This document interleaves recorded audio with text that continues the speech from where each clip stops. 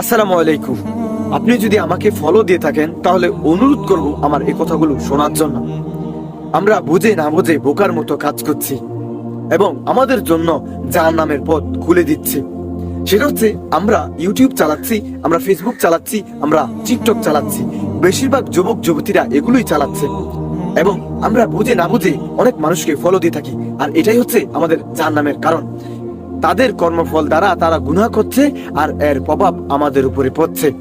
কারণ আমরা যে পুরুষকে ফলো দিয়ে রেখেছি তার ইমানে নেই এবং সে যে ধরনের ভিডিও তৈরি করছে সেটা ইসলামের দৃষ্টি লঙ্ঘন করে যাচ্ছে। আর যে নারী দেহ দেখিয়ে ভিডিও তৈরি করছে, এই নারীকে আমি ফলো দিয়ে রেখেছি, তার দ্বারা অশ্লীলতা ছড়াচ্ছে আর এর প্রভাব আমার মাঝে পড়ছে।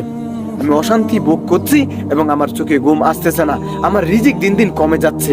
এর কারণটা হচ্ছে আমরা তাকে সাপোর্ট করছি খারাপ কাজে, আর এর সাপোর্টের বিনিময়ে